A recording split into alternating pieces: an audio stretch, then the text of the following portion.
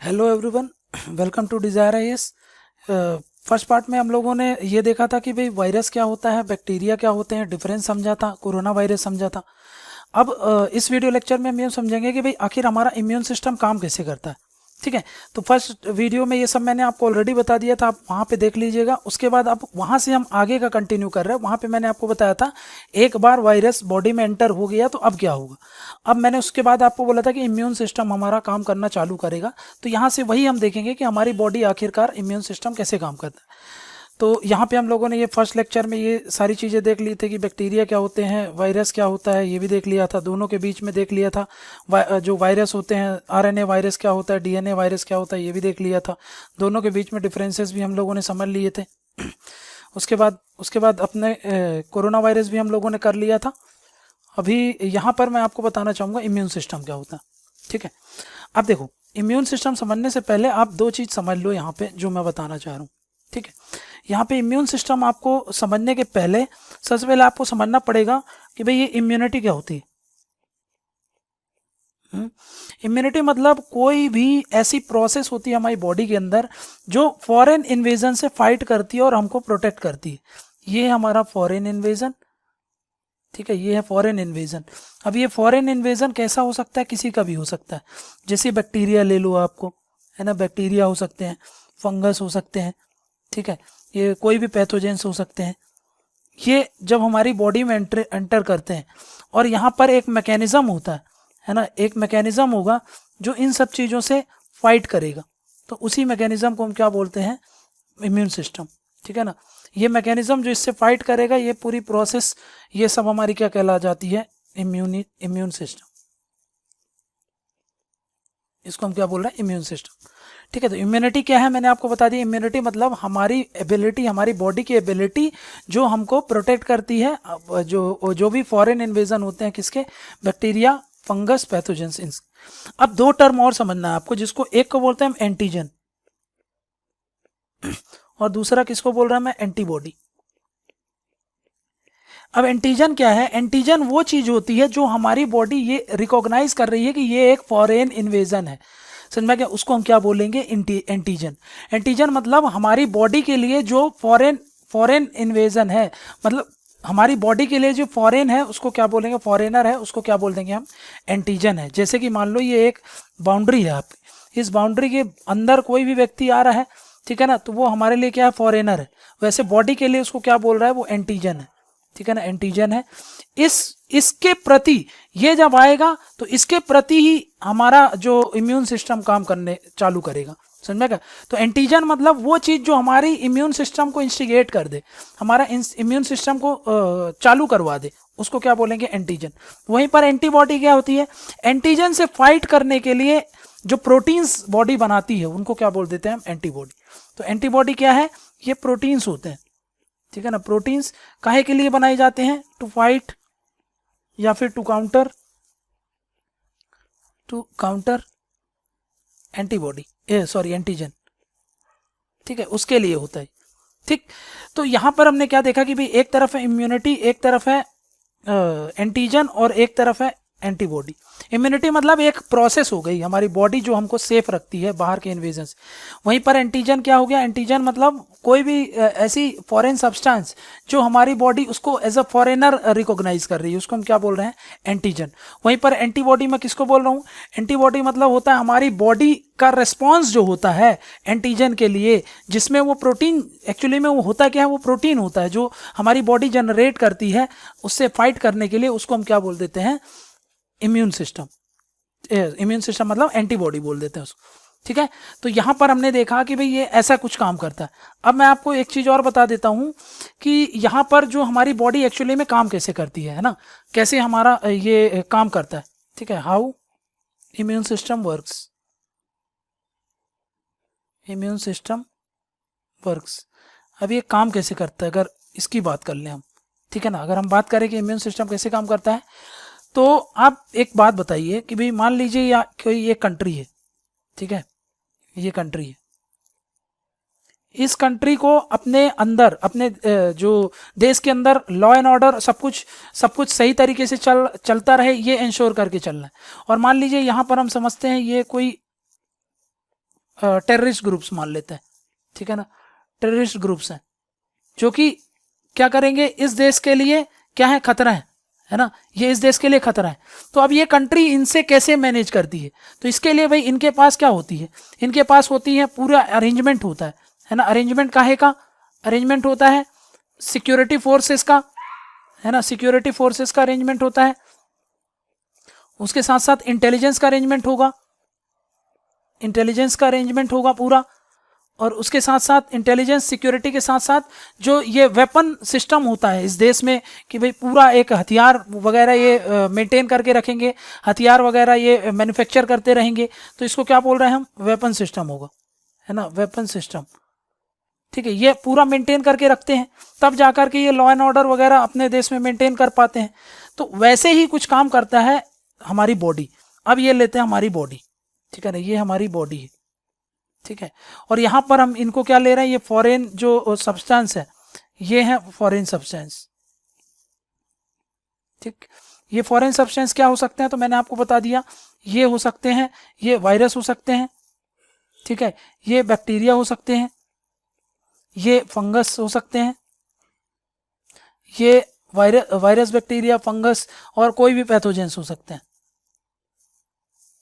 ठीक है। इनका हमारी बॉडी पर अटैक होता है, ठीक है। अब ये अटैक कैसे हो सकता है, कैसे भी हो सकता है, जैसे कि आप इनहेल कर लिए हो, आपकी बॉडी में कट मार्क लग गए, तो वहां से बैक्टीरियाज वगैरह का एंट्री हो गया, ठीक है ना, तो कैसे भी हो सकता है। अब मैं आपको क्या बता रहा हूं कि भाई अब देखो, एक बार ये एंटर कर गया हमारी बॉडी में, ठीक है ना, तो अब देखो ये एंटर करेगा, ये सेल क्या करेगा, सेल हमारी बॉडी में एंटर करता है। एंटर करने के बाद मैंने आपको क्या बताया था, ये सेल के जो रिसेप्टर्स होते हैं, है ना, ये सेल के रिसेप्टर्स होते हैं। देखो कायदे से ये सेल है, सेल के ऊपर हमको पता है कि एक सेल मेम्ब्रेन होती है ना, ये सेल मेम्ब्रेन होती है। सेल के अंदर बहुत सारे सेल ऑर्गेनेल्स हैं, ठीक है।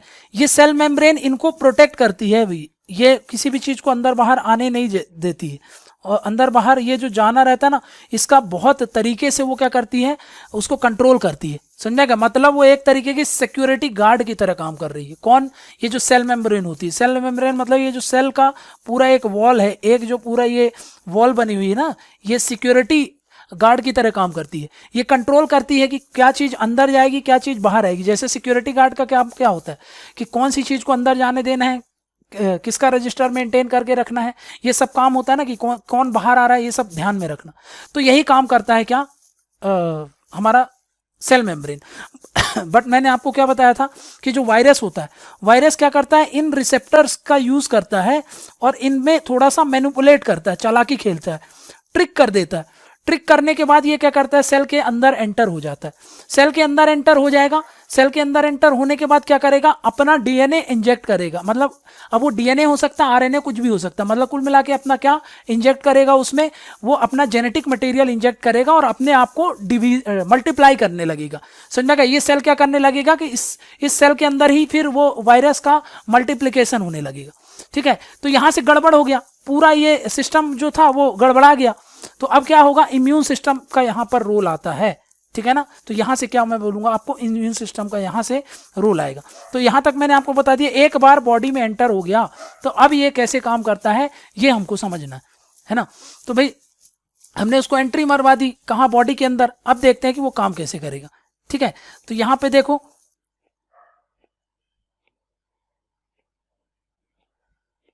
अब देखो यहां पे क्या ध्यान रखना है। अब देखो हमारी ये बॉडी है, बॉडी में एंटर कर गए कौन, बॉडी में एंटर कर गए हमारे फॉरेनर्स, ठीक है। यहां पर 3 रोल आएंगे, देखो अब 3 मैकेनिज्म मैं बता रहा हूं। हमारी बॉडी के अंदर भी मैंने आपको क्या बताया भाई, सिक्योरिटी गार्ड्स भी हैं हमारे यहाँ, पुलिस फोर्सेस भी हैं, स्पेशल फोर्सेस भी हैं, वेपन सिस्टम भी है, सब हमारी बॉडी के अंदर ही तैयार हो रहा है, ठीक है ना। तो अब मैं आपको बताता हूँ कैसे काम करता है।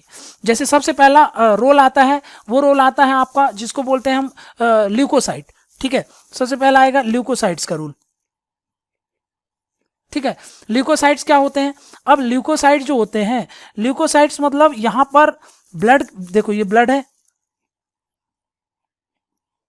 ठीक, ये ब्लड है, ब्लड के अंदर ये ल्यूकोसाइट्स होते हैं। जब मान लो कि भाई आपको कुछ कट मार्क लग गया या कुछ भी लग गया, अब वहां से जब बैक्टीरिया एंटर करेगा तो ये क्या करते हैं, ये ल्यूकोसाइट्स का क्या रोल रहता है कि भाई ये आपकी बॉडी में आइडेंटिफाई करते हैं। ये क्या करेंगे, आइडेंटिफाई करेंगे, आइडेंटिफिकेशन का काम रहेगा कि क्या किसी फॉरेन इन्वेजन हुआ है कि नहीं हुआ।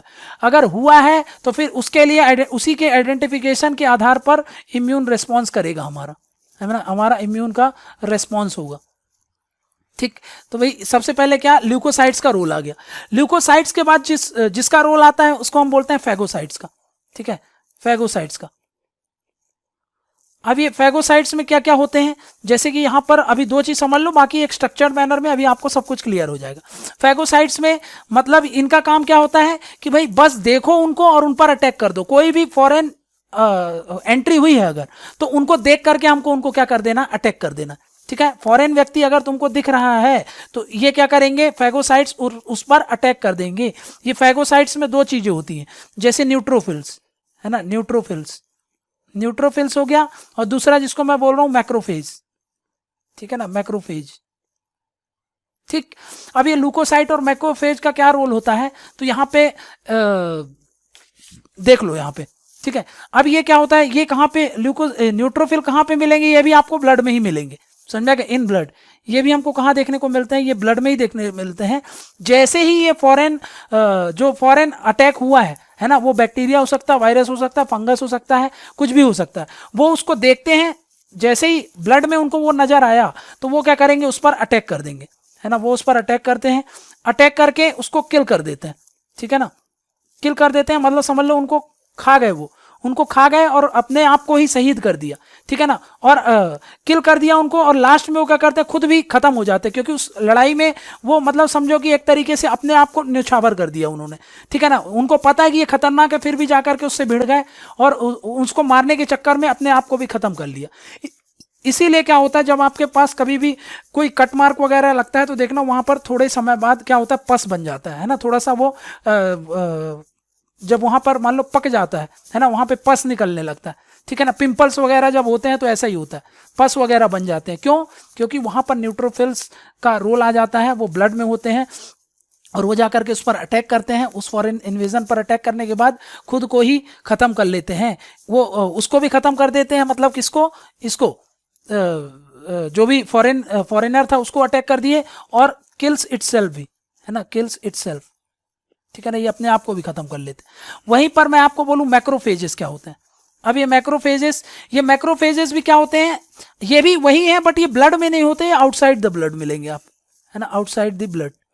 ठीक है, ये आउटसाइड द ब्लड देखने को मिलेंगे। ठीक है, लेकिन जनरेट कहां से होते हैं, वो ब्लड से ही जनरेट होते हैं। ठीक है ना, अब ये क्या करेंगे, इनका भी काम क्या है, किल करना, है ना, किल्स, वही इनका भी काम है क्या, फॉरेनर्स को, जो भी फॉरेनर्स हैं उनको हमको क्या करना है, मारना है। लेकिन ये क्या करते हैं, खुद को नहीं खत्म कर लेते हैं, बस इन दोनों में फर्क ये है कि भाई ये खुद को भी खत्म कर लेते हैं, उसको मारने के चक्कर में ये खुद को नहीं खत्म कर पाते। ठीक है ना, क्लियर है ना। तो यहां पे क्या समझ में आया आपको कि भाई ये रोल आ गया आपका फैगोसाइट्स का, बस इनका ये काम है कि देखो और मारो। लेकिन क्या होता है, कई बार इस मुठभेड़ में वायरस अपना रेप्लिकेशन करने लगते हैं, अपने आप को चेंज करने लगते हैं, मॉडिफाई करने लगते हैं। ठीक है ना, तब वहां पर जाकर के रोल आता है हमारा किसका, जिसको हम बोलते हैं लिम्फोसाइट्स का। ठीक है ना, वहां पर रोल आएगा लिम्फोसाइट्स का, क्योंकि भाई अकेले पूरी लड़ाई ये नहीं जीत सकते। ठीक है ना, फैगोसाइट्स। कई बार क्या होता है कि अटैक इतना खतरनाक होता है, वायरस का अटैक और बैक्टीरिया का अटैक इतना ज्यादा हो जाता है, प्लस म्यूटेशन और मल्टीप्लिकेशन इतना तेज हो जाता है, इस केस में आपको प्रॉपर इंटेलिजेंस चाहिए, प्रॉपर कोऑर्डिनेशन चाहिए, टीम कोऑर्डिनेशन और स्पेशल फोर्सेस चाहिए। यहां पर नॉर्मल ये लोग, आप समझो कि ये स्पेशल फोर्सेस नहीं है ना, ये एक तरीके के पुलिस है, पुलिसिंग वाला रोल आ गया। लेकिन जब लिम्फोसाइट्स आएंगे तो यहां पर एक तरीके के ये क्या होते हैं, स्पेशल फोर्सेस होते हैं, है ना, स्पेशल फोर्सेस होते हैं। अब ये कैसे रोल में आते हैं, तो यहां पे समझो एक चीज और समझ लो पहले, एक और जिसका रोल आता है वहां पर, जिसको मैं बोलता हूं कि डेंड्रिटिक सेल। ठीक है ना, लेकिन उसके पहले एक और चीज समझ लो जिसको बोलते हैं नेचुरल किलर सेल। ठीक है ना, नेचुरल किलर सेल। ये क्या करते हैं, जब मान लो कि भाई वायरस का अटैक हुआ, बैक्टीरिया का अटैक हुआ, तो मैंने क्या बताया, ये सेल के अंदर जा करके सेल को मैनिपुलेट करते हैं, सेल के साथ छेड़छानी कर देते हैं, है ना, और अपना मल्टीप्लिकेशन करना पड़ते हैं। तो उस समय क्या होगा, अब इंटेलिजेंस और ये सब का रोल आता है। कैसे कि ये नेचुरल किलर सेल जो होते हैं ये सेल के पास जाएगा, ठीक है ना, गोज टू सेल। अब ये सेल के पास गया और उससे उसका आइडेंटिटी कार्ड मांगते हैं, समझो एक तरीके से, है ना, आस्क फॉर आईडी कार्ड।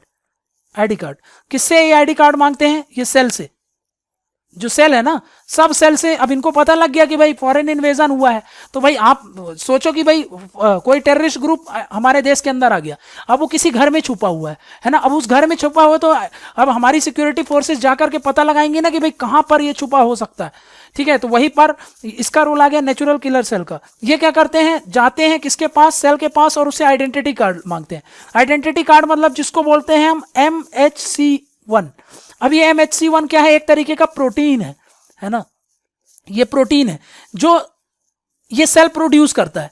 लेकिन जब इस पर कोई मैनिपुलेशन हो गया, है ना, वो वायरस आकर के इस पर मैनिपुलेशन कर दिया, इसके साथ ट्रिक कर दिया, तो ये सेल अब इस प्रोटीन को नहीं बना पाएगा। मतलब इस प्रोटीन को नहीं बनाने का मतलब क्या है, वो आईडी कार्ड नहीं दिखा पाएगा। जब वो आईडी कार्ड नहीं दिखा पाएगा तब क्या होगा, तब भाई ये जो नेचुरल किलर सेल होगा ये क्या करेगा, इस सेल में एक एंजाइम डाल देगा और उसको मार देगा, समझा गया, क्योंकि उसको समझ में आ गया कि इस सेल के साथ कुछ गड़बड़ हो गई है। अगर इसको नहीं मारा गया तो फिर ये सेल दूसरे सेल के लिए खतरा हो सकता है, तो वो एक एंजाइम्स इंसर्ट कर देगा इसके अंदर, ठीक है ना, एंजाइम इंसर्ट कर देगा और एंजाइम करके इसको किल कर देगा। ये सेल अब क्या हो जाएगा आपका, इसको मार देगा, समझा गया ना।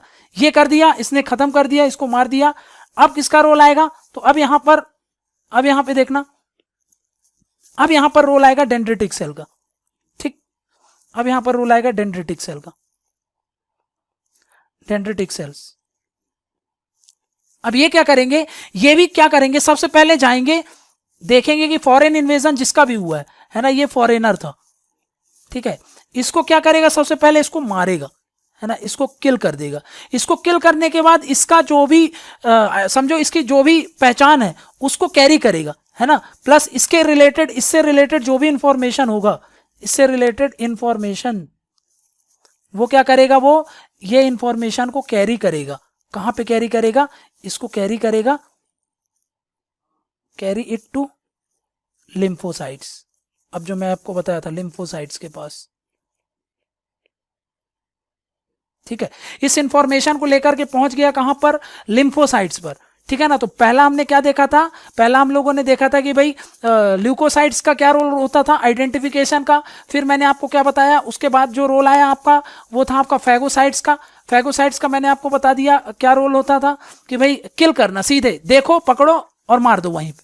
यहां पर अब लिम्फोसाइट्स के पास गया तो ये थोड़ा सा सोफिस्टिकेटेड मैनर में काम करते हैं, प्रॉपर इंटेलिजेंस शेयर करके प्रॉपर कोऑर्डिनेशन से काम करेगा, है ना, प्रॉपर कोऑर्डिनेशन से काम करेगा, इन अ सोफिस्टिकेटेड मैनर में काम करेगा ये, ठीक है, एक सोफिस्टिकेटेड मैनर में काम करेगा, बहुत ही मतलब एक स्टैंडर्ड के हिसाब से काम करता है ये, ठीक है ना। अब ये कैसे काम करेगा, तो देखो ये जो लिम्फोसाइट्स होते हैं ये दो तरीके के होते हैं, है ना, एक को बोलते हैं हम टी सेल्स और एक को बोलते हैं बी सेल्स, ठीक है। यहां पर दो सेल का नाम लिख रहा हूं मैं, सबसे इंपॉर्टेंट है, पहली बात आप ये याद रख लेना कि T cells and B cells किसके अंदर आते हैं, तो याद रख लो आप, ये क्या है, एक तरीके के लिम्फोसाइट्स हैं, समझ में गया ना। तो T cells and B cells, अब ये जो टी सेल्स हैं वो भी आपके दो प्रकार के हैं, एक होते हैं जिसको बोलते हैं हम helper T cell, helper T cell. ये हेल्पर टी सेल क्या है, एक तरीके से समझो ये जनरल होते हैं, समझा गया। मतलब ये क्या करेंगे, खुद तो कुछ नहीं करेंगे, खुद लड़ाई नहीं करेंगे, बट क्या करेंगे, ये गाइड करेंगे, समझे, इंटेलिजेंस शेयर करेंगे, ये क्या करेंगे, हेल्प करेंगे। हेल्प्स किसको, अभी ये जो नीचे लिखा है मैंने, एक होता है हेल्पर टी सेल और दूसरा होता है साइटोटॉक्सिक, साइटोटॉक्सिक टी सेल, ठीक। और यहां पर मैंने क्या बताया, बी सेल्स, ये बी सेल्स, ये किसको हेल्प करते हैं, एक इसको हेल्प करेगा और इसको हेल्प करेगा, किसको, इसको, बी सेल्स को और साइटोटॉक्सिक सेल। साइटोटॉक्सिक का सेल का काम क्या होता है कि भाई सीधा किल करो, है ना, ये किलर सेल होते हैं, ये मारते हैं सीधे, जैसे वो अभी हमने देखा था ना कि भाई जो फैगोसाइट्स होते हैं सीधा जाकर के मार देना उनको, लेकिन उनके मारने का तरीका अलग था, इनके मारने का तरीका अलग है। देखो मार तो आर्मी भी रही है, मार तो पुलिस भी रही है, लेकिन जो आर्मी मारेगी वो थोड़ा सा डिफरेंट तरीके से कोऑर्डिनेशन करके पूरा अरेंज करके पूरा सोफिस्टिकेटेड मैनर में मारेगी, और वहीं पर जो पुलिस मारती है जो वो अलग तरीके से मार रही है। ये समझो कि ये इंटेलिजेंस के पूरा कोऑर्डिनेशन में काम करती है, समझे। जब टेररिस्ट अटैक होता है तो आपको पता है कि पहले जब पुलिस काम नहीं कर पाती तो फिर जो हमारी एनएसजी और जो सुपीरियर फोर्सेस होती हैं वो उस चीज को ऑपरेट करती हैं, समझ में आ रहा है। तो यहां पर ये हेल्पर टी सेल होंगे। अब ये हेल्पर टी सेल क्या करेंगे, इनको गाइड करते हैं, समझ में आ गया ना, हेल्प करते हैं मतलब गाइड करते हैं, उनको समझाते हैं कि भाई कब कहां पर क्या चीज करनी है, समझ में आ रहा ना। तो हेल्पर टी सेल मतलब क्या होता है, वो हेल्प करते हैं, समझ में आ रहा ना, वो एनकरेज करते हैं, इंटेलिजेंस शेयर करते हैं, कोऑर्डिनेट करने का काम करते हैं, ठीक है। हेल्पर टी सेल, इसीलिए नाम क्या है उनका, हेल्पर टी सेल उनको बोलते हैं, ठीक है ना। ये क्या करते हैं, ये एक्टिवेट करते हैं, इनको हेल्प करते हैं प्लस एक्टिवेट करते हैं। एक्टिवेट किसको करते हैं, ये दोनों को, है ना। साइटोटॉक्सिक सेल को भी एक्टिवेट करते हैं ताकि आप काम करो, और वहीं पर ये इसको भी एक्टिवेट करते हैं, किसको, बीटा सेल्स को, बीटा बोल रहा हूं, बी सेल्स को, ठीक है ना। बी सेल्स को क्यों, बी सेल्स क्या करती हैं, अब देखो ये जो बी सेल्स होती है ना, ये प्रोड्यूस करती हैं एंटीबॉडीज। याद करो मैंने क्या बताया था, एंटीबॉडीज क्या होती हैं, ये वो प्रोटीन होती हैं जो फॉरेनर होते हैं उनसे लड़ने के लिए, जो एंटीजेंस होते हैं उनसे लड़ने के लिए प्रोड्यूस किया जाता है। वो कौन करता है, बीटा सेल करता है। प्रीलिम के लिए रट्टा मार लेना आप, ठीक है ना, कि कौन इसमें से एंटीबॉडीज प्रोड्यूस करता है, तो वो कौन करता है, बीटा सेल्स प्रोड्यूस करते हैं। वहीं पर टी सेल में दो तरीके का बताया मैंने, हेल्पर टी सेल जो कि एक्टिवेट करता है, हेल्प करता है, गाइड करता है, कोऑर्डिनेट करता है। वहीं पर साइटोटॉक्सिक सेल क्या करता है, साइटोटॉक्सिक सेल सिर्फ क्या करता है, किल करता है, डिस्ट्रॉयर है ये, ठीक है ना, ये डिस्ट्रॉयर है, समझ में आ गया। ये मेन है, मतलब समझो कि ये आपका वो है कि भाई इसका काम क्या है कि भाई ये देखा और इसको, मतलब जो स्नाइपर वगैरह होते हैं ना, समझो आपके पास स्पेशल तरीके के स्नाइपर है, बस उनको आपको गाइड करना है कि इसको मारना है, उसको मारना है, ऐसे मारना है, तब मारना है, तो वो क्या करेंगे, अपने हिसाब से फिर काम करने लगेंगे, समझ में गया ना। तो ऐसे करके ये क्या होगा, हेल्पर सेल और साइटोटॉक्सिक सेल काम करेंगे और बीटा सेल काम करेंगे। ये खुद क्या होते हैं, एक तरीके के लिम्फोसाइट्स होते हैं, ठीक है ना। तो यहां पर हमने क्या देखा, तीन तरीके का अरेंजमेंट मैंने आपको बता दिया। एक होता है ल्यूकोसाइट्स, ल्यूकोसाइट्स का अरेंजमेंट क्या है, आइडेंटिफिकेशन का। फिर मैंने आपको बताया फैगोसाइट्स, है ना। फैगोसाइट्स का क्या था, फैगोसाइट्स का जो काम था वो भी फाइटिंग का था, है ना, काउंटर करना, किल करना। वहीं पर एक सोफिस्टिकेटेड नंबर जब इनसे नहीं हो पाता, ये नहीं समझ पाते हैं, तब किसका रोल आता है, तब रोल आता है हमारा लिम्फोसाइट्स का, ठीक। तो ये जो लिम्फोसाइट्स हैं ये कैसे काम करते हैं मैंने आपको बता दिया। इसमें टी सेल्स होते हैं और बी सेल्स होते हैं। टी में भी आपका हेल्पर होता है और साइटोटॉक्सिक होता है। साइटोटॉक्सिक मतलब वो टॉक्सिन्स रिलीज करता है और जा करके उनको खत्म करता है, समझा क्या। अब यहां पे समझो बाकी दोनों में मेन डिफरेंस क्या है। अब इन दोनों में मेन डिफरेंस क्या है भाई, टी सेल्स और उसमें सबसे जो मेन डिफरेंस है वो ऐसा होता है। देखो जो टी सेल होते हैं ना, टी सेल है, अब देखो ये एक बात समझो, ये जो फॉरेनर है ये एक तो सेल में अभी होगा, है ना, सेल में इन्फेक्ट कर दिया होगा, तो जिसको हम क्या बोलेंगे, इन्फेक्टेड सेल। ये इन्फेक्टेड सेल होगा। वहीं पर ये कुछ फॉरेनर्स अभी सेल तक नहीं होंगे, आउटसाइड होंगे, है ना। ये फॉरेनर्स हैं जो आउटसाइड दी सेल है,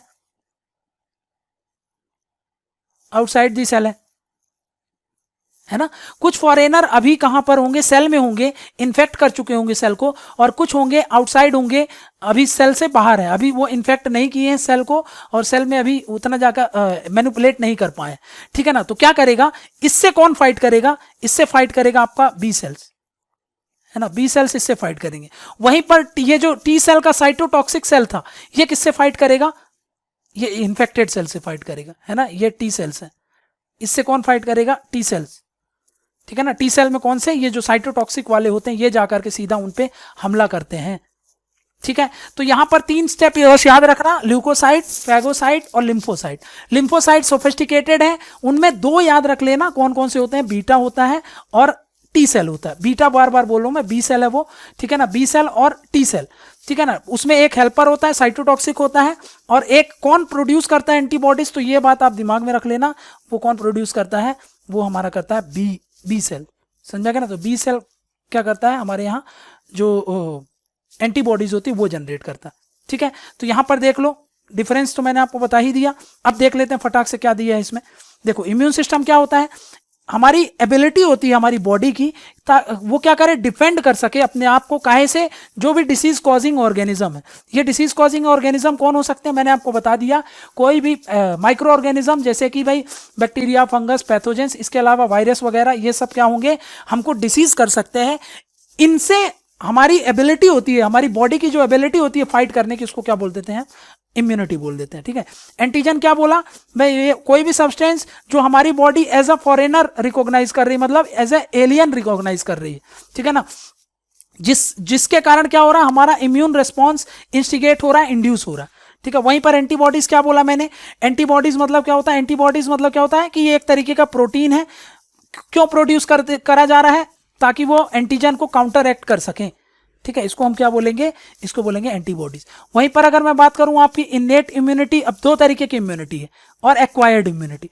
इन्नेट इम्यूनिटी मतलब कुछ इम्यूनिटीज जो होती है हमको बाई बर्थ मिलती हैं, समझा क्या, बाई बर्थ हमारे पास वो कुछ इम्यूनिटी होती है जिससे हम अपने बॉडी को प्रोटेक्ट कर सकते हैं। जैसे कि एग्जांपल के तौर पे मैं आपको बोलता हूं कि भाई हमारी स्किन होती है, वो स्किन हमको शुरू से ही प्रोटेक्ट कर रही है बाहर बैक्टीरिया, वायरस के अटैक से, समझा क्या। तो इनेट मतलब बॉर्न, मतलब हम जब से पैदा हुए तब से ही हमारी जो इम्यून सिस्टम है वो हमारा रिस्पॉन्स कर रहा है, उसको क्या बोल देते हैं, इनेट।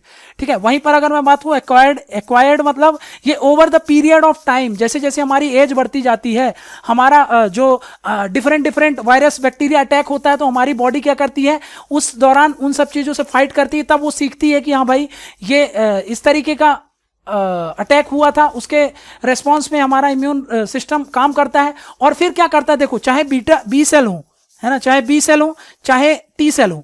अभी मैंने आपको क्या बताया, मान लो कि ये फाइट हुआ था, तो ये इन्होंने क्या किया था, अभी हमने देखा ये सब मिलजुल करके फाइट कर रहे थे।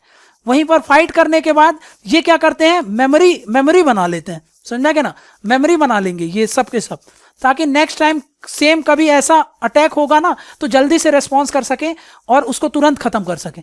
तो उसमें क्या होता है कि आप बीमार ही नहीं होगे। अभी तो मान लो कोई नया वायरस, नया बैक्टीरिया अटैक होता है तो 4-5 दिन के लिए हम बीमार हो जाते हैं। क्यों? क्योंकि पहले हमारी बॉडी ने कभी देखा नहीं तो इम्यून सिस्टम वैसा हमारा काम नहीं किया तो उसको कुछ पता नहीं था, तो इतने समय लग गए उसको लड़ने में, 7-8 दिन। अब नेक्स्ट टाइम, अब उसके पास मेमोरी है ना उस चीज को लेकर के, उस बैक्टीरिया को लेकर, उस वायरस को लेकर के, तो नेक्स्ट टाइम जब उसका अटैक होगा तो क्या होगा कि भाई नेक्स्ट टाइम जब अटैक होता, हमारी बॉडी अब तुरंत ही उसको रेस्पॉन्स कर देगी, तुरंत ही उससे फाइट कर लेगी। यही रीजन होता है कि कई बीमारी हमको एक बार होती है, दोबारा नहीं हो पाती। जैसे जिसको चिकन पॉक्स बोलते हैं या स्मॉल पॉक्स बोलते हैं, ठीक है ना, जो माता जी निकलती हैं, ठीक है ना, तो उसमें क्या होता है कि हमको दोबारा क्यों नहीं होता, समझ गए, क्योंकि हमारी बॉडी ने उसको मेमोरी में स्टोर कर लिया।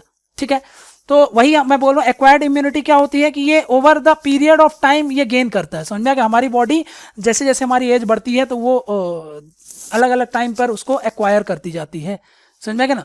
ये बाई प्रेजेंट नहीं होती, ये बात याद रखना, इनेट बाई प्रेजेंट होती है, ये बाई प्रेजेंट नहीं होती, ये एक्वायर की जाती है जैसे जैसे समय बीतता है तब। ठीक है ना, नेक्स्ट क्या है, यहां पर मैंने आपको बता दिया। अब देखो, ये इनेट इम्यूनिटी मतलब बाय बर्थ हो गया। एडाप्टिव इम्यूनिटी मतलब over the period of time. इसमें मेन रोल आता है लिम्फोसाइट्स का, ठीक है ना। और यहां पर ये तो मैंने आपको बता दिया। इनेट में आपको क्या याद रखना है, इनेट में भी दो तरीके के होते हैं, ठीक है ना। इनेट में एक जो ऑलवेज ऑन होता है, ऑलवेज ऑन समझ में, जैसे कि स्किन होती है, ये हमेशा ऑन ही रहती है। वहीं पर कुछ क्या होती है, इंटरमीडिएट होती है। इनेट में कुछ इंटरमीडिएट टाइम पर आती है, समझा कि ये हमेशा ऑन नहीं होती हैं। जिसमें मैंने आपको बताया जो फैगोसाइट्स होते हैं ना, यहां पर लिखा है, ये देखो फैगोसाइट्स, ये पूरे समय एक्टिव नहीं रहते। जब वायरस हमारी बॉडी में एंटर करता है तब ये एक्टिव मोड में आ जाते हैं, समझा क्या।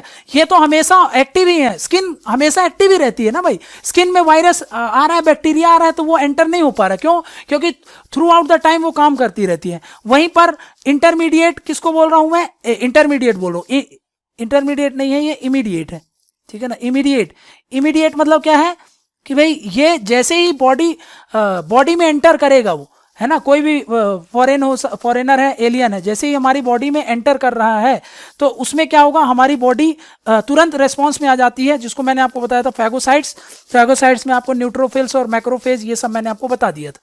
ये फाइट भी करते हैं और मैसेज भी भेजते रहते हैं थ्रू आउट द बॉडी में कि भाई कुछ गड़बड़ चल रहा है, आप जब आकर के देख लो। ये क्या करते हैं, इनेट इम्यूनिटी होती है वो जनरल होती है ना, जनरल होती है, कुछ भी हो वो यही करेंगे। वहीं पर जो एडाप्टिव इम्यूनिटी होती है स्पेसिफिक होती है। स्पेसिफिक मतलब मैंने आपको बताया ना, स्पेसिफिक रेस्पॉन्स के लिए होता है। ये जो होता है ये फर्स्ट लाइन ऑफ डिफेंस होता है, ठीक है ना, ये फर्स्ट लाइन ऑफ डिफेंस होगा। वहीं पर अगर मैं बात करूं एडाप्टिव वाली तो इसको मैं बोलूंगा second line of defence, second line of defence. इसको हम एक्वायर्ड इम्यूनिटी भी बोलते हैं, एडाप्टिव इम्यूनिटी भी बोलते हैं, समझा क्या ना। तो इसमें मेन ये कैसे एक्वायर होता है हमारी बॉडी में, तो लिम्फोसाइट्स जो मैंने आपको बताया जब फाइट करते हैं तो मेमोरी स्टोर कर लेते हैं फ्यूचर के लिए, समझा क्या। तो ये सेकेंड लाइन ऑफ डिफेंस होती है, ये innate immunity first line of defence है। इसमें भी मैंने आपको बताया ऑलवेज ऑन होती है जो स्किन वगैरह होती है ना, और म्यूकोसल जो होते हैं हमारे, ठीक है ना, वो हमेशा ऑन रहते हैं। वहीं पर जो मैं आपको बोला कि भाई एक इमीडिएट वाले होते हैं, इमीडिएट मतलब जो क्या करते हैं, जब कोई चीज एंटर करती है तब वो रोल में आते हैं, जैसे कि फैगोसाइट्स मैंने आपको बता दिया था, डेंड्रिटिक सेल, और ये जो मैंने आपको बताया था उसके साथ साथ डेंड्रिटिक के साथ जो नेचुरल किलर सेल होते हैं, ये एनके सेल जो लिखा है, ठीक है ना। तो ये सब कहीं में आ जाते हैं, इनेट में ही आ जाते हैं, ठीक है ना। इमीडिएट वाले हैं, ये याद रखना। इमीडिएट में कौन कौन से आ रहे हैं, इमीडिएट में मैंने आपको बता दिया कि भाई डेंड्रिटिक आ रहा है, डेंड्रिटिक सेल आ रहा है, इसका भी रोल मैंने आपको समझा ही दिया है, और ये जो नेचुरल किलर सेल होते हैं, है ना, ये भी मैंने आपको बता दिया, ठीक है ना। ये फैगोसाइट्स में नहीं है पर ये उसी में काम कर रहे हैं आप, ठीक है ना। तो फर्स्ट लाइन ऑफ डिफेंस होगा, ये सब कहलाएंगे आपके फर्स्ट लाइन ऑफ डिफेंस, चारों सेल जो मैंने आपको बताया। यहाँ पर ये जो लिम्फोसाइट्स होंगे, ये क्यों सेकेंड लाइन ऑफ डिफेंस बोल रहे हैं इनको, क्योंकि ये बाद में रोल में आते हैं, जब इनसे नहीं हो पाता तब, और बाद के लिए ये स्टोर भी करके रख लेते हैं। तो इसके कारण क्या होता है, हम फ्यूचर के लिए भी प्रोटेक्ट रह जाते हैं और अडाप्ट कर लेते हैं उस इम्यूनिटी को, इसलिए किसको क्या बोल रहे हैं हम, एडाप्टिव इम्यूनिटी, ठीक है। इम्यून ये याद रखना, इनेट और एडाप्टिव में डिफरेंस याद रखना, कौन सा सेल कहाँ पे इन्वॉल्व है ये याद रख लेना। वहीं पर मैंने आपको ये वाला डिफरेंस देख लो, सरल है ये क्या है, फैगोसाइट्स है, मैक्रोफेज होते हैं, नेट्रोफिल होते हैं, न्यूट्रोफिल होते हैं। इसमें मैंने क्या बताया कि भाई इनका काम क्या है, बस किल करना और फाइट करना। वहीं पे टी सेल क्या है, टी हेल्पर सेल हो गई और साइटोटॉक्सिक सेल हो गई, ये इनका काम है किल करना, इनका काम करना है, बताया था मैंने आपको, स्टिमुलेट करना, ठीक है ना। और किसको, बी सेल को, और वो गाइड करना सबको, किसको, बी सेल को भी, और जो किलर सेल होते हैं उनको भी, ठीक है ना। बी सेल को क्यों स्टिमुलेट करना है, ताकि वो क्या करें, सिक्रीट करें एंटीबॉडीज को, प्रोड्यूस करें एंटीबॉडीज को, ठीक है ना। तो ये टी सेल का मैंने आपको बता दिया, ये remain in blood for years, ये मेमोरी टी सेल है जो मैं आपको बता रहा था कि भाई ये क्या करती हैं, स्टोर कर लेती हैं, ये सेल जो टी सेल होते हैं ना वो स्टोर कर लेंगे अपनी मेमोरी में, और बाद में फ्यूचर में कभी उन पर अटैक हो गया तो वो तुरंत रेस्पॉन्स कर देती, ठीक है ना। तो इसीलिए हमको लॉन्ग टर्म प्रोटेक्शन मिला रहता है, किससे, टी मेमोरी सेल्स। वहीं पर अगर मैं बात करूं आपसे, वहीं पर अगर मैं बात करूं किसकी, ये बी सेल, तो बी सेल में मैंने आपको बता दिया कि भाई सिक्रीट करते हैं एंटीबॉडीज को, ये तो सबसे इंपॉर्टेंट पॉइंट है। वही मेमोरी टी सेल क्या करेगी, रिमेन रहेगी ब्लड में फॉर लॉन्ग टर्म, ताकि क्या होगा कि भाई हमको प्रोटेक्शन मिलता रहे फ्यूचर में भी, ठीक है। तो यहीं पर अब एक्टिव और पैसिव इम्यूनिटी क्या है, एक्टिव इम्यूनिटी मतलब क्या होता है समझो, ये बहुत इसको भी समझ लो, जो हमारी बॉडी खुद से ही रिस्पॉन्स करती है, ठीक है ना, तो उसको क्या बोलेंगे हम, एक्टिव इम्यूनिटी। और जो मान लो कि एक्टिव इम्यूनिटी मतलब सोचो हमारा इम्यून सिस्टम को काम कराना है, अगर हमारी बॉडी ही सब कुछ कर रही है ना, मान लो कि एंटीबॉडीज चाहिए हमारी बॉडी को उसको फाइट करने के लिए, और वो बॉडीज एंटीबॉडीज हमारी बॉडी में ही बन रहे हैं, हमारी बॉडी में ही प्रोड्यूस हो रहे हैं, तो वो सब क्या कहलाएगा, एक्टिव इम्यूनिटी। लेकिन मान लो अब कुछ एंटीबॉडीज होती हैं जो हम बाहर से लेते हैं, जैसे दवाई लेते हैं, हम वैक्सीनेशन लेते हैं, है ना, वैक्सीन लेते हैं, दवाई लेते हैं, टैबलेट लेते हैं, तो इनमें जो एंटीबॉडीज हम ले रहे हैं ये हमारी बॉडी में प्रोड्यूस नहीं हो रही, ये बाहर से हम ले रहे हैं। तो उसके कारण वो भी हम ले क्यों रहे हैं, ताकि हमारी इम्यून सिस्टम तेज हो जाए, काम करने लगे। तो अब इस केस में क्या हो रहा था कि हमारा इम्यून सिस्टम काम तो कर रहा है, लेकिन ये इसके लिए हमको हेल्प कहाँ से मिल रही है, बाहर से मिल रही है। तो इसको क्या बोल देंगे हम, इसको बोल देंगे हम, ये हो जाएगा हमारा passive immune system.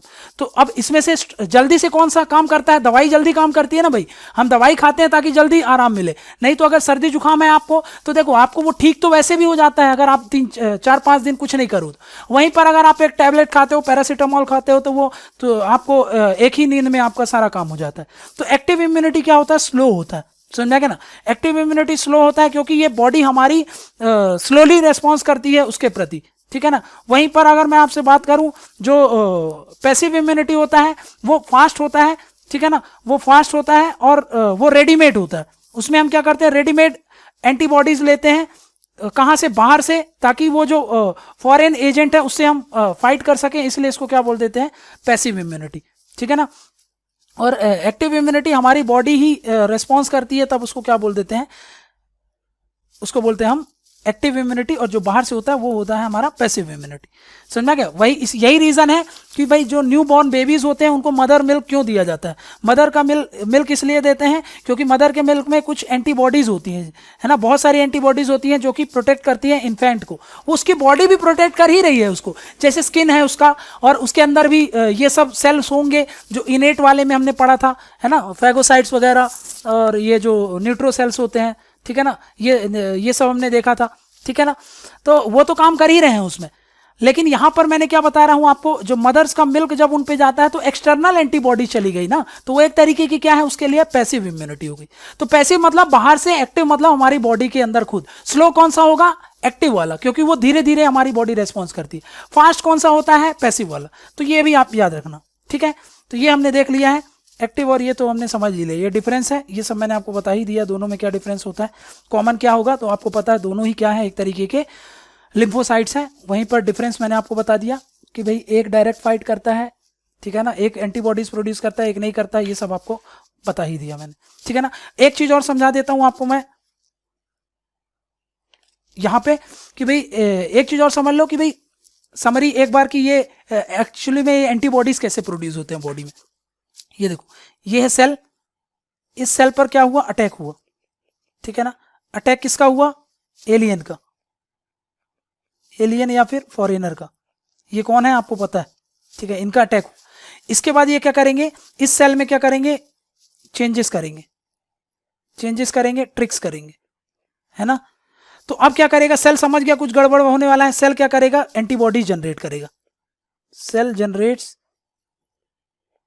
Antibodies.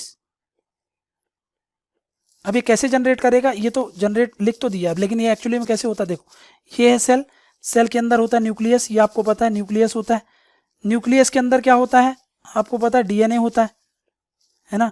DNA क्या है? समझो एक कॉपी है आपकी, है ना, एक एनसाइक्लोपीडिया है पूरा, जो क्या बताएगा भाई? आपका पूरा जेनेटिकली मेकअप बता रहा है, प्लस ये कोड रखा है, इसके पास कोड है। कोड कैसा? कि कैसे एंटीबॉडी जनरेट करना है ना, हाउ टू जनरेट एंटीबॉडीज। तो ये क्या करेगा? जो न्यूक्लियस है वो क्या करेगा? गाइड करेगा, मतलब डीएनए गाइड करेगा किसको? सेल को। कैसे? कि आप कैसे एंटीबॉडीज बनाओगे। कौन सी एंटीबॉडीज?